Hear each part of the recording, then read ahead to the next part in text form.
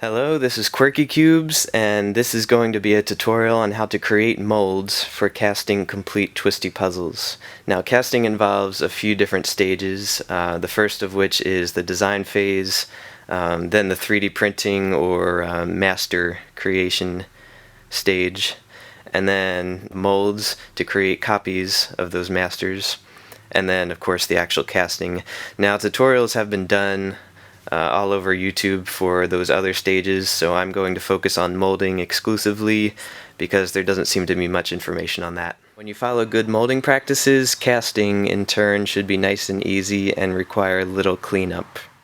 So first I'm going to go over a comparison of the different materials that I've used over the years for creating molds, and then transition into the actual mold building process, in which I'll construct a basic two-part mold as well as a sort of three-part double adjoined mold that contains two copies of the same piece, which makes it easier later on when you're casting and you need to create many copies of one piece and don't want to have to do all that extra work.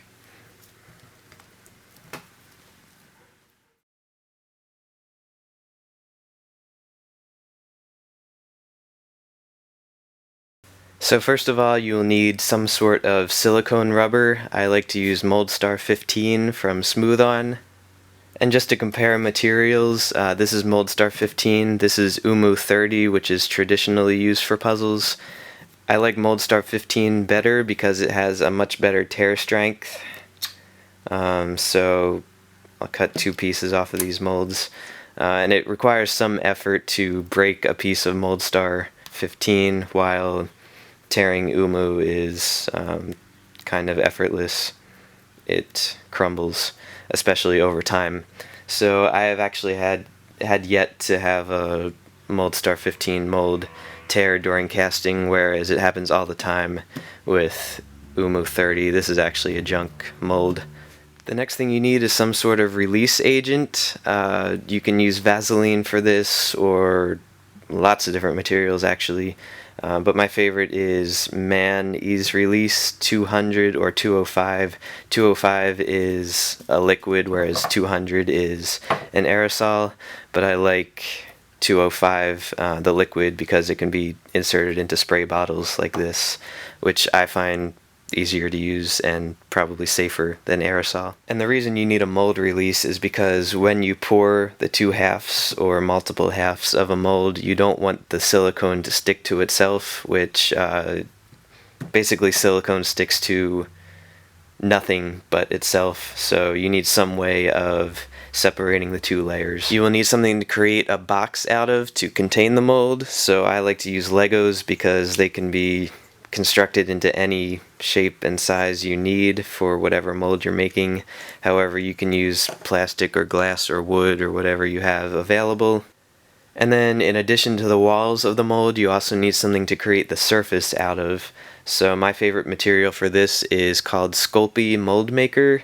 It's a clay that's used for actually baking molds out of. I don't use it for that. I use it for creating the clay base because pieces press into it extremely nicely, and compared to other clays, it is very easy to work with, extremely soft and moldable into whatever shapes you need. Also, you need to be careful with your clay choice because if you read the directions of Moldstar 15, it actually says that certain clays, such as sulfur-based clays, will actually inhibit the drying of the mold, make the surface gummy or whatever.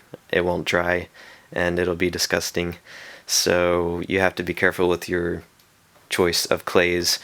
I would recommend this because I've used it many times and never had any trouble. But if you are concerned that your modeling clay will interfere with the drying of Moldstar 15, Umu 30 is always an option because it is a much more tolerant material. It's a little bit easier to use than Moldstar 15, and it typically dries without any problems whatsoever. So if you don't mind sacrificing strength for usability, then you can go with that. And last but not least, you need a set of masters. I will not go into how these are created, but essentially, at least for these masters, they were designed in SolidWorks, printed with a MakerBot, finished with cyanoacrylate glue, which I also have a tutorial on. If your masters are porous or contain some kind of chemical that is hazardous to the drying of your mold rubber, then you'll need to seal them with wax or something like that. There are plenty of materials available from Smooth-On for that. Otherwise, if they're nice and smooth and are made of plastic, then you shouldn't have any trouble whatsoever. Clay base modeling is probably the single most important step in the entire mold making process. You have to take some modeling clay and your masters and essentially design what the top layer of your final mold is going to look like, while incorporating features such as a lip and alignment pins. For most puzzles, the number of casts required per piece varies, so I determine which piece goes into which mold based on that category. I'm going to start by constructing the simplest mold, which is the one that contains these two pieces. Typically, the first thing I do to construct a mold is experiment with Legos to figure out how big the bounding box needs to be.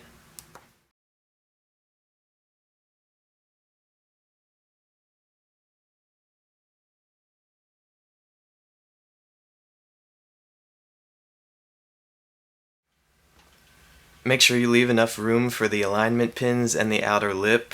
This is probably too small. When you're satisfied with the size of the box, go ahead and make it about an inch tall.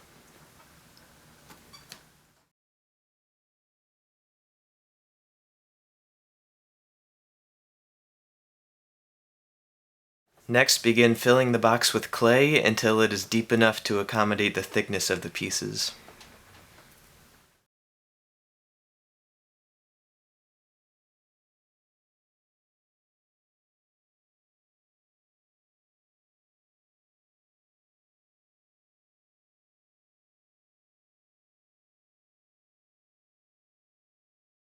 Once you've ensured that the surface of the mold is level, you can go ahead and start pressing the pieces in to get an idea of where they'll lay and where you have to put the alignment pins.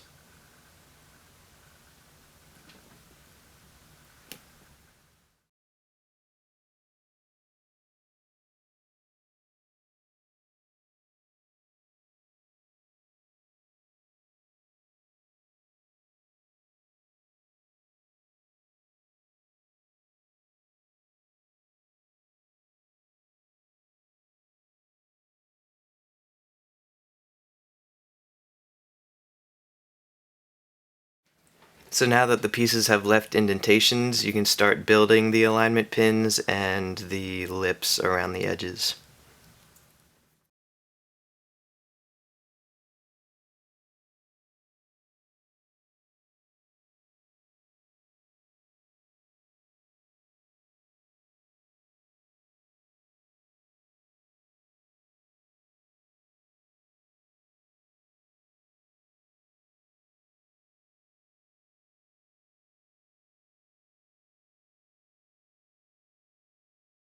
Once you're done designing the surface, go ahead and press the pieces in a final time.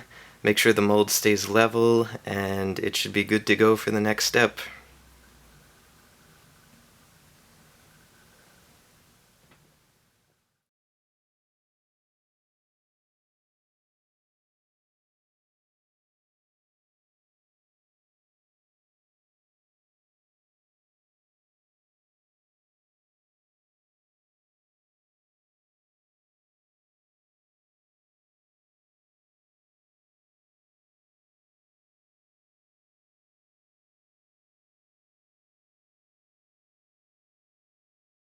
So by creating this clay base, you've essentially made a negative of the bottom of the mold. Once the walls of the bounding box are built up high enough, you're ready to pour the first half.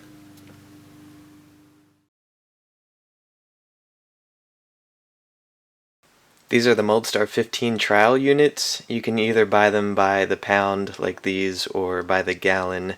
A gallon is way more than you'll ever need, so I recommend buying the trial units. You can start by thoroughly stirring both halves and then dispensing them equally into plastic cups.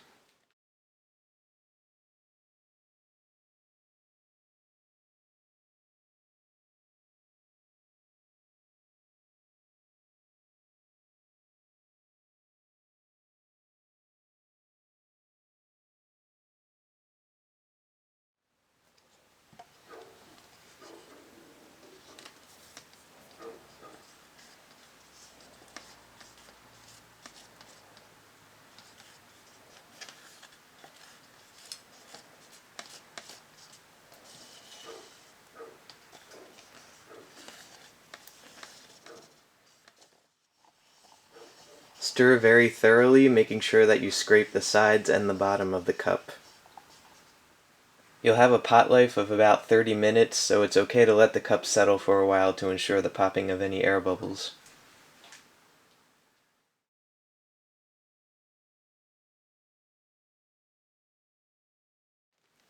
Elevate the cup to create a thin stream. Sometimes you'll hear air bubbles popping on the way down.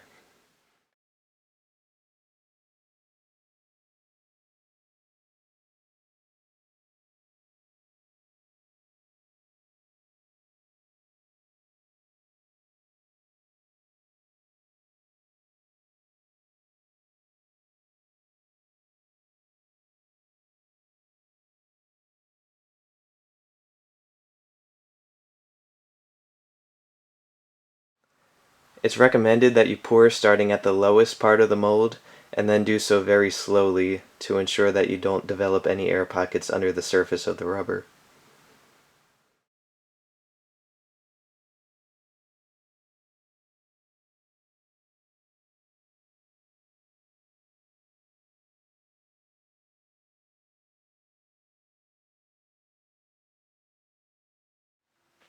If you have leftover rubber in the cup, save it because you can cut it into pieces and insert it into molds later on for the times that you run out. And just as an example of that,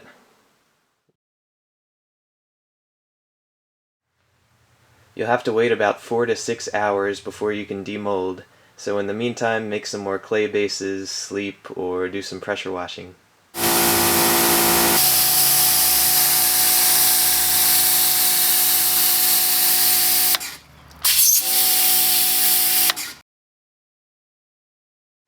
I let it sit overnight and now it's dry, so we can start taking the box apart.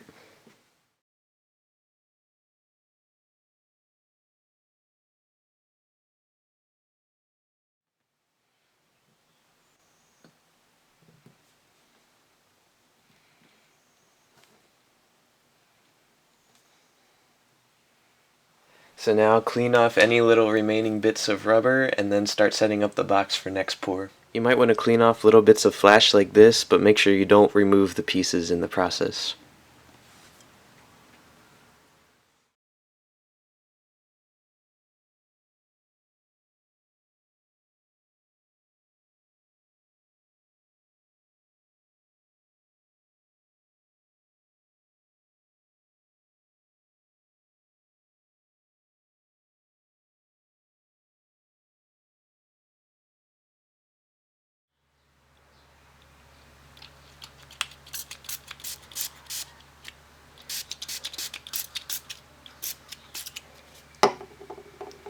Thoroughly coat the surface of the mold with the release agent and let it dry afterwards. And don't forget this step, otherwise you'll have to start over at the very beginning.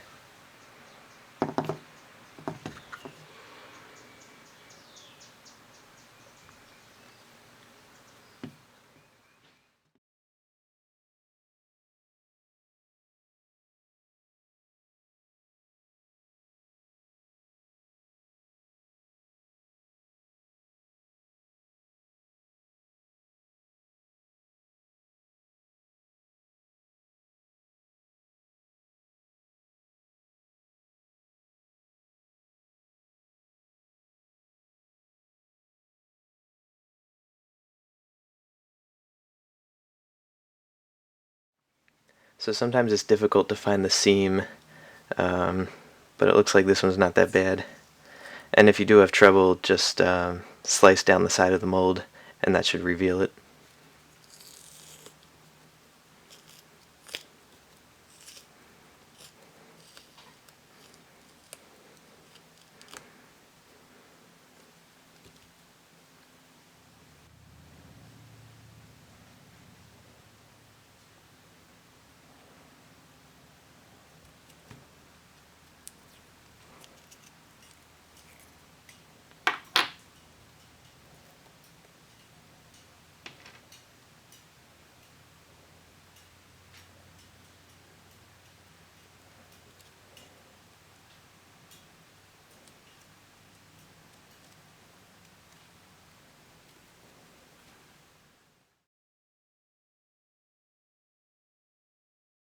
The process for making the double mold starts out very similar.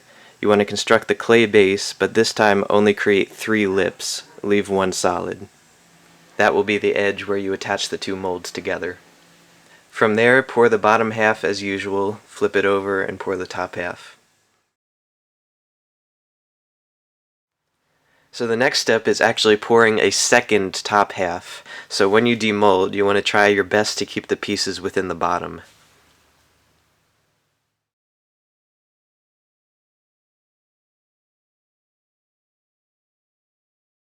Now, as you probably guessed, you want to rebuild the box of Legos around the bottom half, and then re-pour the top.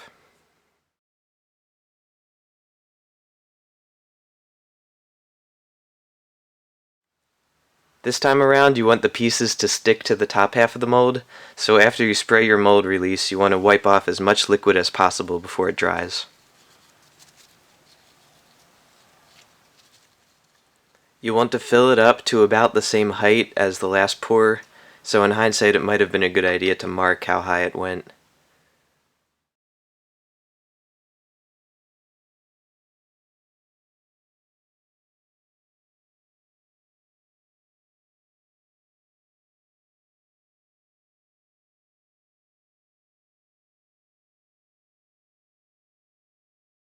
So from here on, everything should be pretty straightforward. I guess the biggest thing that you need to focus on is how you use your mold release. So obviously you'll have to spray these 2 surfaces or coat them or whatever. But depending on whether you coat this surface or not will determine whether you have a bottom half that is stuck together or adjoined or separate 2 separate molds. I can see applications where that might be preferred. So now it's just a matter of building the final Lego box and finishing the pour.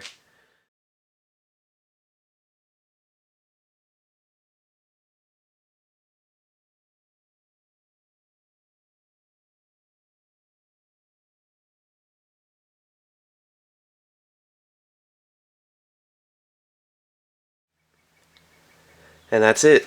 Now you have a mold that contains 6 parts that was made from only 3 originals. I should mention that this double mold creation technique was originally described by Dave Litwin from twistypuzzles.com. I did change it a little bit, but I will link to his original in the description because it's worth checking out.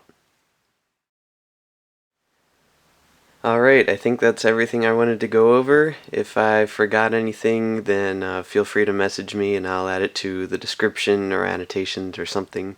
But here are the results.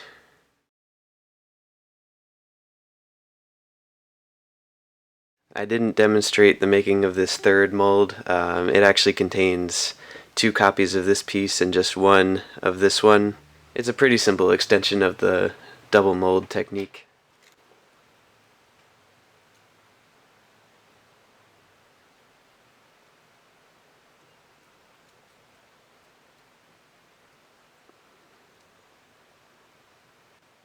So hopefully I've gotten some helpful pointers across. Molding is pretty intuitive for the most part, but it does require some practice, and I've certainly improved my technique over the past 4 or 5 puzzles or so. This is a curvy hexaminx mold from 3 or 4 years ago, and hopefully you can see some major improvement.